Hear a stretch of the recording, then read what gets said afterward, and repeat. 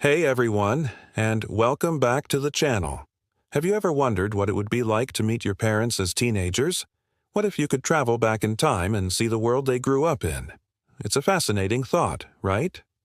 Well, back in 1985, one movie took that idea and turned it into one of the most beloved cinematic adventures of all time. We're talking, of course, about Back to the Future.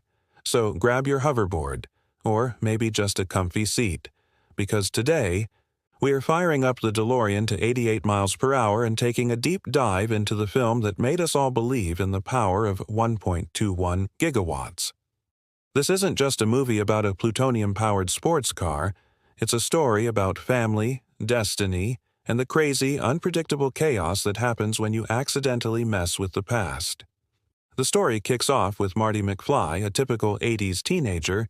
He's got big dreams of being a rock star, a cool girlfriend named Jennifer, and a family that's, well, a little underwhelming.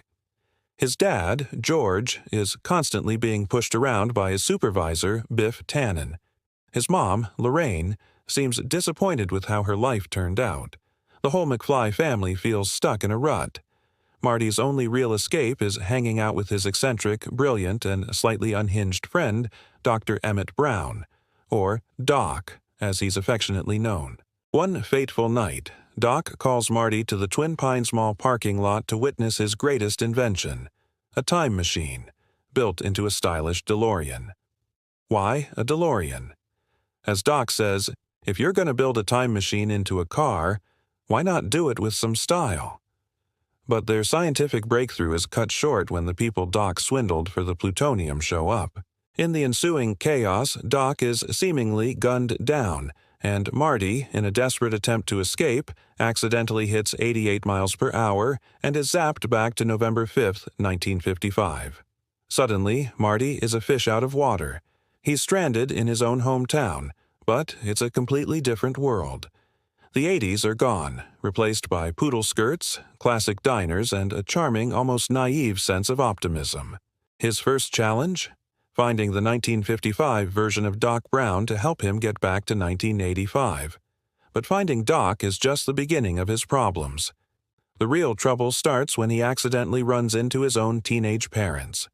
This is where the genius of the film truly shines. Marty doesn't just meet his parents. He inadvertently disrupts the very moment they were supposed to fall in love. Instead of his nerdy, awkward father George standing up to a bully for her, Marty gets involved. And in a bizarre twist of fate, his own mother, Lorraine, develops a massive crush on him. It's awkward, it's hilarious, and it's deeply problematic for Marty's existence. As Doc explains with a disappearing family photo, Marty is literally being erased from history. The core mission of the film now becomes clear. Marty has to play matchmaker for his own parents. He must transform his timid, sci-fi loving father into the kind of confident hero who can win Lorraine's heart at the enchantment under the sea. Dance. This is easier said than done. George McFly is painfully shy and terrified of rejection, not to mention being the primary target of the town bully, Biff Tannen, and his gang. What follows is a brilliant comedy of errors. Marty tries to teach George how to be cool, coaching him on everything from smooth lines to how to stand up for himself. He even poses as an alien from planet Vulcan, in a radiation suit to scare George into asking Lorraine to the dance. Each plan seems to backfire in a more hilarious way than the last, pushing Marty closer and closer to non-existence. The ticking clock isn't just the approaching lightning strike that will power the DeLorean, it's the dance itself. If George and Lorraine don't kiss on that dance floor, it's game over for Marty. The climax at the school dance is pure movie magic. The plan goes awry when Biff intervenes, creating a genuine moment of crisis. And in that moment, something amazing happens. George McFly, seeing the girl he loves in trouble, finally finds his courage. He channels all his frustration and fear into a single, perfectly landed punch that knocks Biff out cold. It's an incredibly satisfying moment of triumph. Not only does he save Lorraine, but he also changes his own destiny. He's no longer the pushover. With his parents' future secured by that fateful kiss on the dance floor, Marty's job is almost done. He grabs a guitar to fill in for the injured band leader and, in a now iconic scene, unleashes the power of rock and roll on an unsuspecting 1950s audience with a blistering performance of Johnny B. Good. The moment he starts shredding a little too hard for the era, he delivers that classic line, "I guess you guys aren't ready for that yet, but your kids are gonna love it." Now, it's a race against time. Marty has to get to the clock tower at the precise moment the lightning strikes, channeling its 1.21 gigawatts into the flux capacitor to send him back to the future. Doc Brown faces his own set of challenges, navigating frayed cables and treacherous heights in a storm. The tension is palpable.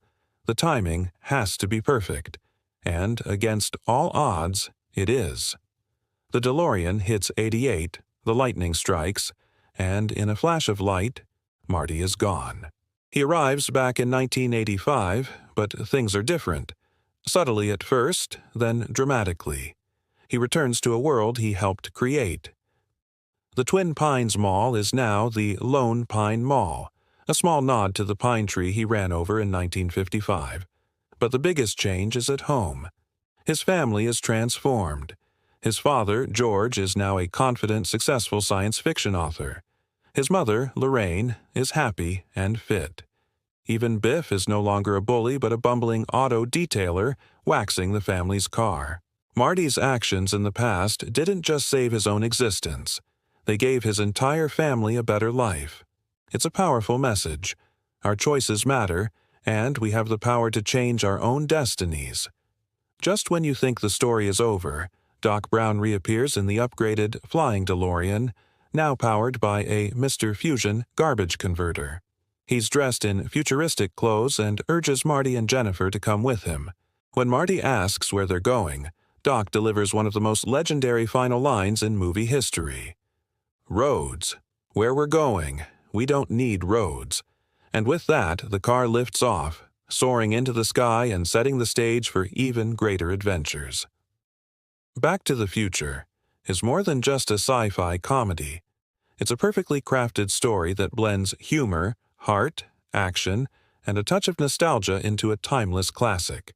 It's a film that resonates with every generation because it taps into universal themes: the desire to connect with our past, the hope for a better future, and the courage to become the person we're meant to be.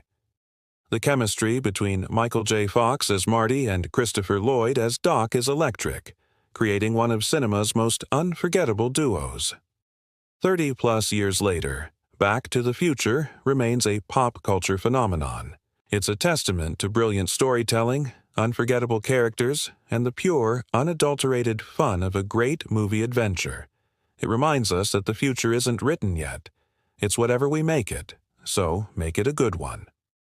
What's your favorite moment from Back to the Future? Let me know down in the comments. I'd love to hear your thoughts. And if you enjoyed this trip back in time, don't forget to hit that like button and subscribe for more deep dives into your favorite films.